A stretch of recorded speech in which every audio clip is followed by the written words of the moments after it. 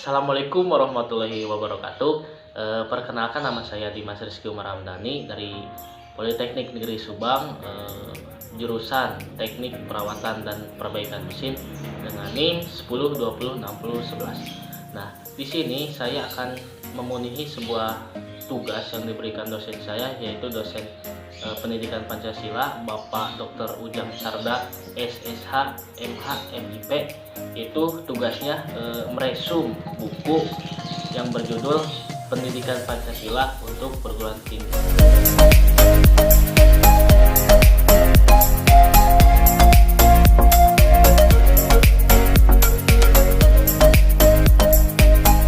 Nah, sekarang ada bab pertama, yaitu tentang orientasi terhadap pendidikan Pancasila.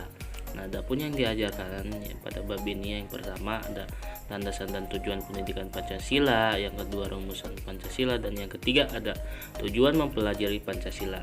Nah, adapun isi landasan dari tujuan pendidikan Pancasila itu dijelaskan secara landasan historis, landasan yuridis, landasan sosiologis, landasan filosofis, dan landasan kultural.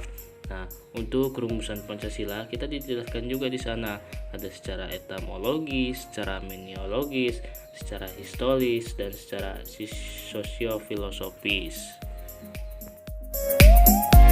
Sekarang kita lanjut pada bab 2, yaitu memahami sejarah Pancasila sebagai lambang negara Indonesia. Nah, dalam bab ini juga itu dijelaskan, yaitu yang pertama Pancasila dalam sejarah bangsa Indonesia, lalu yang kedua Pancasila sebagai lambang negara Indonesia, dan yang ketiga memahami Pancasila sebagai lambang negara Indonesia.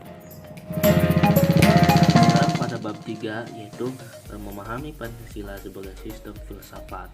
Nah, adapun pembahasan yang dibahas pada bab ini, yang pertama ada pengertian filsafat, yang kedua pengertian Pancasila sebagai filsafat, yang ketiga konsep dasar filsafat Pancasila, dan yang keempat landasan filsafat Pancasila. Nah, adapun landasan filsafat yang dijelaskan di sini itu kita dijelaskan juga secara etologis, secara epistemologis, dan juga secara aksenologis.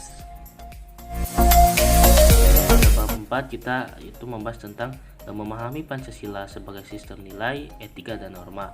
Nah, dalam bab ini itu dijelaskan juga, yang pertama kita dijelaskan tentang pengertian nilai, etika, dan norma. Lalu yang kedua Pancasila sebagai nilai dasar fundamental bagi bangsa dan negara. Nah, pada bab 5 yaitu memahami muatan sila-sila dalam Pancasila. Nah, dalam bab ini kita diajarkan dan dijelaskan, yang pertama hakikat nilai-nilai yang terkandung dalam Pancasila, lalu yang kedua isi arti muatan sila-sila dalam Pancasila, dan yang ketiga refleksi nilai-nilai dalam Pancasila. Nah, selanjutnya ada bab 6 tentang memahami Pancasila sebagai ideologi bangsa dan negara. Nah, dalam bab ini itu dijelaskan juga, yang pertama ada pengertian ideologi, yang kedua makna ideologi bagi bangsa Indonesia, yang ketiga ada perbandingan ideologi Pancasila dengan ideologi lain, yang keempat ada kedudukan dan fungsi Pancasila dalam fase kehidupan bangsa Indonesia. Ada bab 7 tentang memahami demokrasi Pancasila. Poin yang pertama yang diajarkan yaitu satu, perkembangan demokrasi di Indonesia, dan kedua konsep demokrasi. Nah, dalam buku ini dijelaskan hal-hal berikut. Selanjutnya ada bab 8 yaitu memahami hak dan kewajiban asasi manusia dalam Pancasila. Nah, dalam bab ini dijelaskan juga, yang satu sejarah perkembangan hak asasi manusia, yang kedua istilah pengertian hak asasi manusia, yang ketiga macam-macam hak asasi manusia, dan yang terakhir pemahaman hak dan kewajiban hak asasi manusia dalam Pancasila. Lalu selanjutnya ada bab 9 tentang memahami Pancasila dalam sistem ketatanegaraan Indonesia. Nah, dalam bab ini juga kita dijelaskan, yang pertama isi arti Pancasila dalam pembukaan Undang-Undang Dasar 1945, lalu yang kedua isi arti Pancasila dalam pasal-pasal Undang-Undang Dasar 1945, dan yang ketiga kedudukan pembukaan Undang-Undang Dasar 1945, yang keempat hubungan antara pembukaan Undang-Undang Dasar 1945 dengan proklamasi, dan yang terakhir struktur ketatanegaraan Indonesia setelah perubahan Undang-Undang Dasar 1945. Terakhir ada bab 10, yaitu refleksi Pancasila sebagai paradigma reformasi dalam kehidupan bermasyarakat, berbangsa, dan bernegara. Nah, dalam bab ini juga kita dijelaskan satu, yaitu pengertian paradigma, lalu yang kedua ada Pancasila sebagai paradigma pembangunan, yang ketiga Pancasila sebagai paradigma reformasi, dan empat Pancasila paradigma kehidupan kampus, dan yang terakhir ada ekstensi Pancasila sebagai paradigma pembangunan di era globalisasi.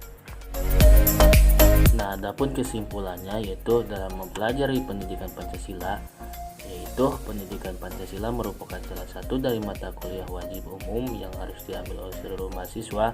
Tujuan pendidikan Pancasila diajarkan di perguruan tinggi agar mahasiswa dapat mengembangkan karakter manusia Pancasilais dalam pemikiran, sikap, dan tindakan. Oke, mungkin hanya sekian hasil resume video dari saya. Mohon maaf apabila ada salah kata atau kurang lengkap dalam penyampaian. Wabillahi taufiq wal hidayah. Wassalamualaikum warahmatullahi wabarakatuh.